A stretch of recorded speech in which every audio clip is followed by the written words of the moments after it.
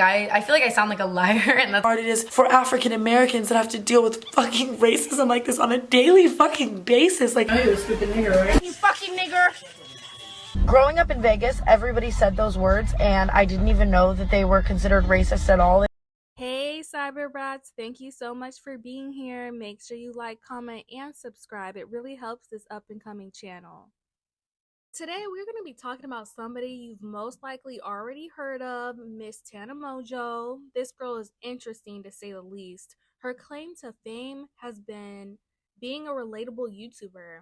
However, she has had quite the controversies in her career to the point this is going to be a very long video. Everything from lies, racism, to scamming her own supporters, and she's been able to run under the radar unscathed after doing and saying a lot of things that would otherwise destroy one's career. You most likely have heard of Tana because of her storytime videos or the convention she made called TanaCon. She faked married Jake Paul. Maybe you know her from bleaching her hair to the brink of extinction.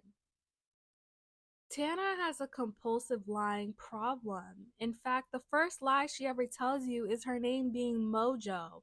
Tana Mongeau, that's not really how you pronounce her last name, but that's what she insists on being called. Hi guys, it's Tana Mongeau. Welcome to my channel, or welcome back to my channel. Bet you never started into Tana's upbringing. She was born in Las Vegas, Nevada, with a mom who had severe anxiety and a dad who had PTSD from serving time in the military. Tana's upbringing was not very pleasant, as she describes it as her mom wouldn't even leave the house. Tana describes her dad as being pretty mean, unhelpful, and embarrassing. He'd suffer strange episodes and had very off behavior because of his PTSD, like having the house completely dark, the TV being on the lowest volume. She made a video retelling stories from her childhood, which were pretty entertaining and gave us a glimpse into her chaotic childhood. The crazy part about all this is her parents actually tried to sue her and did not like how Tana represented them on the internet. As we know, Tana is pretty much estranged from her parents. Tana is mostly widely known for her storytime videos, and in the nicest way possible, her storytimes are mainly full of a lot of lies and embellishments. Just things that are simply not true, didn't happen, or she's dramatizing the story. Her channel really kicked off after uploading a storytime about a stalker she encountered since elementary school. And this man has supposedly stalked her and terrorized her for the rest of her life. Yeah, no, her stalker story times probably have the most lies. She really sat here and said a man was breaking into her house, taking pictures of her sleeping, and would break in and fold her laundry, draw smiley faces on her bathroom mirror. It was just the most bizarre things. Tana has also mentioned that her YouTube career was her way out, her escape from her toxic family and otherwise not so healthy home life. She saw it as in, I can lie about these stories that are happening to me on the internet, get paid for it, or be stuck in this toxic environment at home. I just have to emphasize how dramatic Tana was in these story times about her stalker that was getting millions and millions of views. Okay, like her stalker stories made her what she is today. It all started with these stalker story times. So she would literally be on camera breaking down, shaking, sweating, crying, ugly crying. She would come on camera just looking crazy, like hair all over the place, like looking like this is something truly disturbing her. And she was getting sympathy. Not only was she getting paid and accumulating millions of views, she was gaining lots of sympathy from people. Y'all, she was straight up saying this man was going to kill her. Like, her life was being threatened. She was endangered. And she's putting this out there to a platform to people who love and care about her. She had people genuinely worried.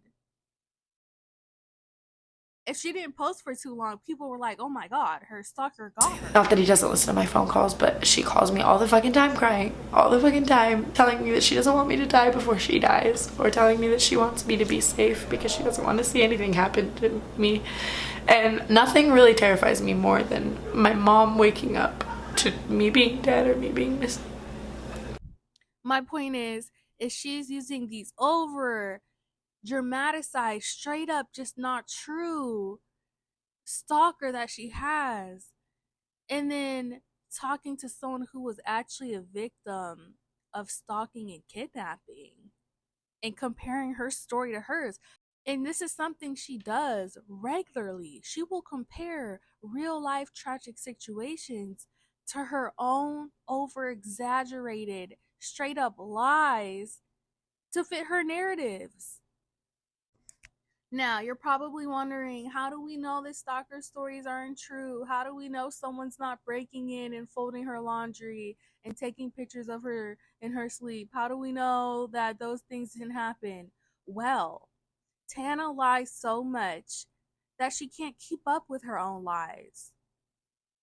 Okay, the puzzle pieces have been put together. People aren't stupid, people aren't dumb.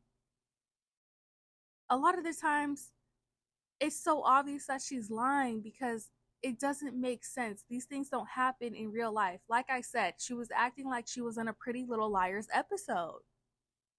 And she has claimed to really love that show before, so it's not surprising that she's found inspiration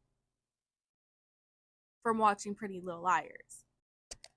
So how do we know the stalker stories aren't real? Well, besides the incidences and encounters she had with her so-said stalker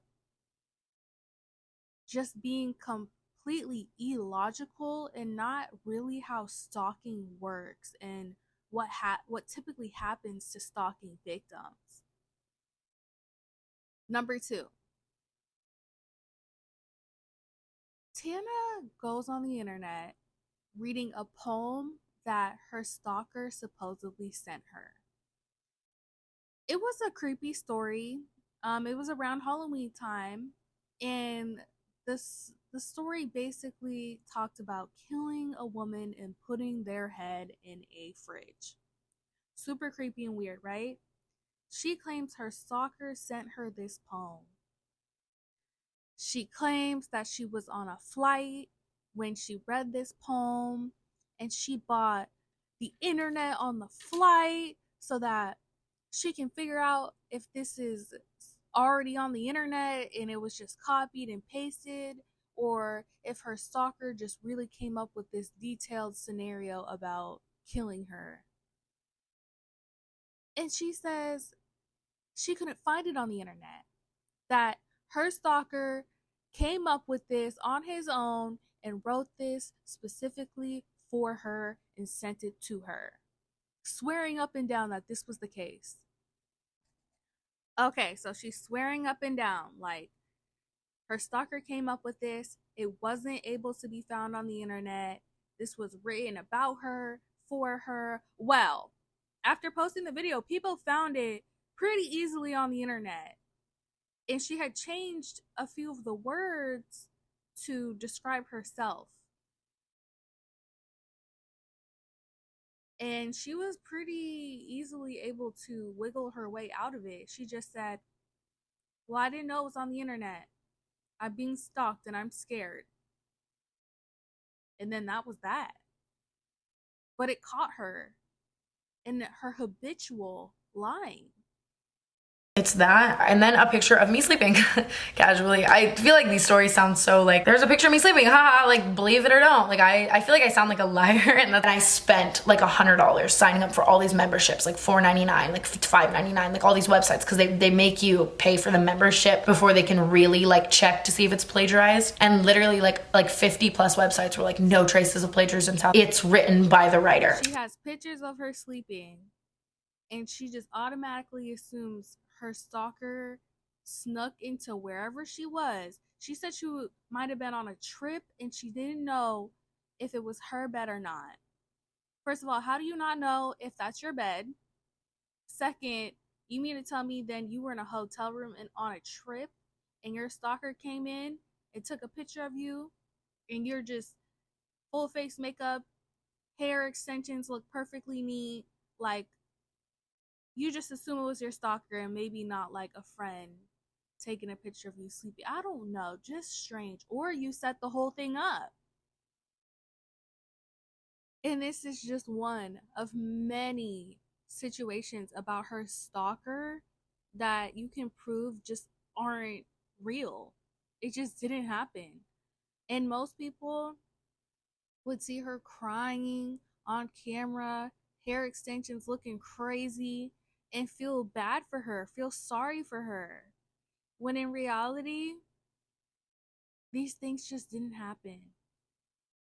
She wants to claim she's going bald because of the stress of her stalker when she's bleaching her hair to the brink of extinction and putting these extensions in and using heat on her hair every day. That's why she's going bald. But it's more profitable, it's more convenient to say it's her stalker. The next reason and the next proof I can tell you Tana's stalker isn't real is the convenience of when she posts her story times about her stalker. Now, Tana knows a lot of people subscribe to her, follow her, and became a fan of her because of her stalker story times. Y'all, her stalker story times have millions of views. It's actually crazy. Or there would be times where Tana would post a story time about her stalker after her fans had gotten mad at her for whether it be scamming, lying, whatever the case may be. She strategically would post about her stalker at her own convenience. And for some reason, when she would do that, whatever controversy, whatever people were mad at, everyone would just forget all about that because they wanted to be entertained by her stalker update. They wanted to watch her stalker story times. And she would be back in the good graces of her audience. And the reason why they subscribed to her in the first place. Because Tana can tell a story. She can pull a story out of nothing. Is it okay for her to lie about all this for the sake of entertainment? The issue is the lies don't stop even outside of her stalker story times. And then whenever her channel's dry or bills are due, she can just put the stalker in the title of her videos and people are going to watch it. It's actually genius if you think about it, and people aren't going to question her because she's a victim, right? Tana's story times go viral and include people in her daily life. Real people. Which has caused a lot of people being collateral damage because of her story times. And she was making up and flat out over exaggerating in these stories. The gist of her YouTube channel is like, nobody has a life like hers and everything just happens to her and these things would only happen to her because her life is so crazy and she's psychic. Yes, another one of Tana's claims is that she has these psychic phenomenons as part of her story times. It's a never-ending, dramatized overreaction, straight-up lies. One of Tana Mongeau's earliest scandals is her saying the N-word. Of course, are you even a successful YouTuber if you don't make light of racism? So there's these videos that were circulating of Tana with her platinum blonde hair calling her only black friend the hard R. For those of you who don't know, during Tana's crazy childhood and toxic home life, Amari, Tana's best friend to this day, his family took her in as one of their own. Tana lived with them throughout high school. Y'all gotta think about how much his family cared and loved her to take in another teenager that was not their own. And I'm sure it wasn't easy taking care of Tana. She has a big personality, is very theatrical, and was basically degrading her own friend Amari using the N-word very aggressively towards him. I don't know what in her right mind would make her think it's okay to... It's really, really disturbing. You know you're a stupid nigger, right? You fucking nigger! Growing up in Vegas, everybody said those words, and I didn't even know that they were considered racist at all. They were in rap songs, and I totally thought it just meant like homie or like friend. Despite her awful, unexcusable behavior towards Amari, he is still by her side to this day. In my opinion, I'm just saying I think Tana keeps Amari around because he's funny, and she uses him for jokes and humor, and even steals some of his jokes. That's just my own personal observation, okay? At one point, Amari had to get a nose job that wasn't cosmetic related. It was a necessary nose operation. He wasn't supposed to be alone after surgery. He needed observation to help during his recovery. Tana insists on being the one to help take care of him. Well, the thing is, Tana never shows up for his surgery. Amari had to go through this nerve-wracking procedure all alone while being let down by his best friend. Where was Tana? Sleeping. She didn't even apologize. She just had all these excuses, feeling sorry for herself, and made the whole thing about her. Tana treats her friends like her little side characters, and she's the main character. Tana has another best friend named Ashley, and they both have had so much cosmetic work done that they look just like each other. And Ashley has like a really submissive personality where she's kind of just like a yes man for Tana, and she doesn't have much of a personality of her own. I'm sorry. That's just only my opinion. Backtracking to Tana's racism, she ends up tweeting iDubbbz, who's a very popular YouTuber. She's basically calling him out for saying slurs like the N-word. Problem is, right message, wrong person.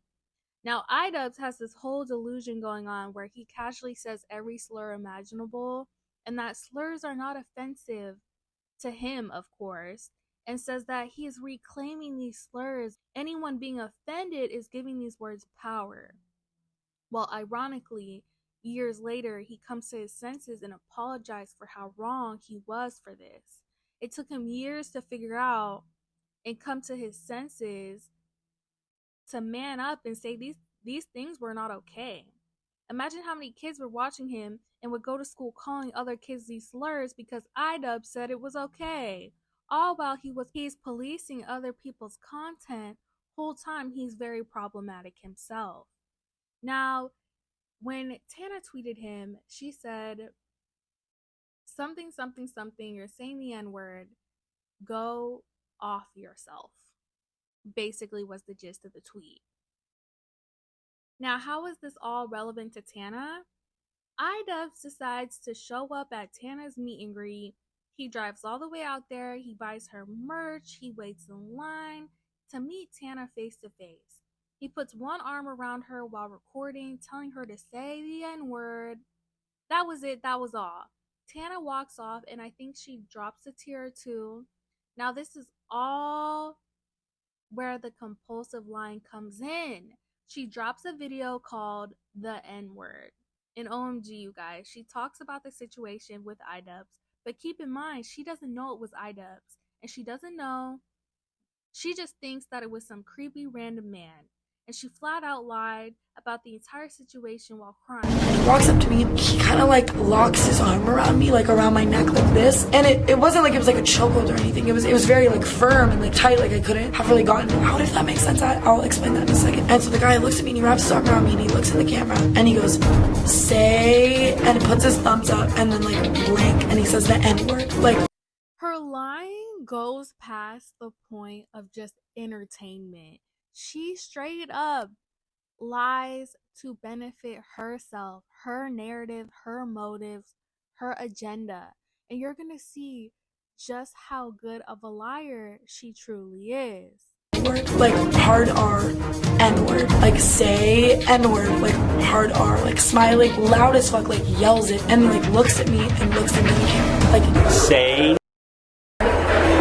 Please imagine like say blank, like yelling, thumbs up, arm locked around me. And I literally, like, I don't even know how to describe this moment to you guys. I never understood how people would feel in moments like that where you were scared for so many reasons, for your life, for other people's lives. So then I kind of try to like break free, you know what I mean? Like get his arm away from me, and so like the first time I tried to, like, he didn't like let go. And that's where my brain instinct is like, okay, does he have a gun? Does he have a knife? Like whatever. This was very quick. It wasn't like he held me in for much longer. And then I pull away harder and finally pull away. That's where my brain is like, do I run? Do I...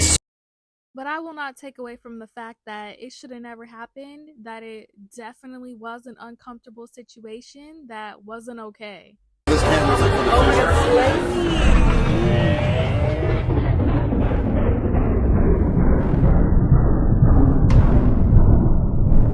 Say.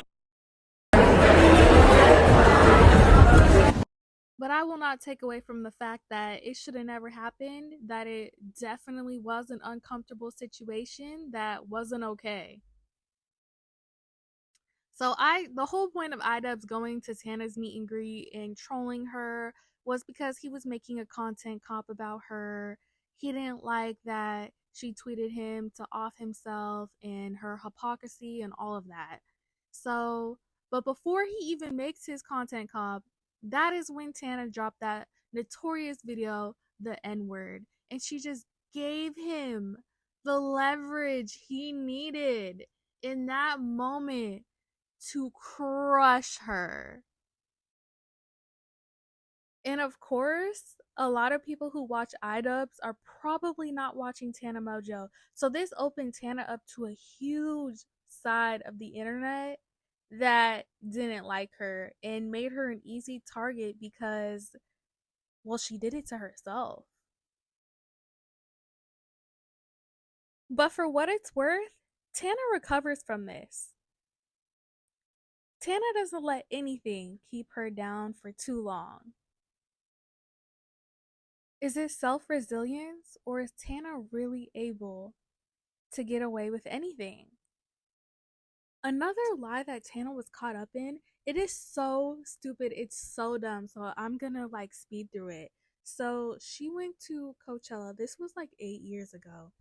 And the original creator who brought this to people's attention, the original video was gone for some reason. Tana's going to Coachella with Amari. She tweets out, does anyone have an extra GA Coachella ticket? And a girl reaches out, tells Tana she has an extra authentic GA wristband that she can buy for her friend Amari so they can go to Coachella together. I replied to Tana's tweet like, I have one more GA, DM me. And then she actually DM'd me. And this is like, actually let's pull it up on my phone. Okay, this is 7:46 p.m. Like I said, I'm still outside Indian Wells waiting for my wristband. So she said, yo, can I get that? And I was like, yes, where are you? I got a VIP wristband upgrade, so I'm at the box office at Indian Wells to pick that up. And you can have my GA wristband for $400. Tana gets this girl's number and is like, yeah, I'm gonna meet you out front at Coachella and buy the wristband from you so Amari can get into Coachella. Tana rudely keeps this girl waiting all night to the point where the girl missed all the artists that she went to Coachella to see perform. Tana finally gets there. She's wasted. Can barely like do this transaction with this girl, sending the money and receiving the wristband. The girl has pictures of Tana. She looks drunk in the pictures. But nonetheless, Tana gets her wristband and her and Amari are able to go to Coachella. So we thought. Probably tipsy at best. I was not drunk like she made. So she comes up to me and she's like slurring her words. She's like, oh, you have the wristband. Like, not making fun of her, I'm just saying she was just very drunk. And if you don't believe me about how drunk she was, just look at these pictures. Just look. Like, she was very intoxicated, which is fine. It was just very not a good time to be drunk because I was. At 3 a.m., Tana texts this girl who only went out of her way to do her a favor and asked her why she sold her a fake wristband.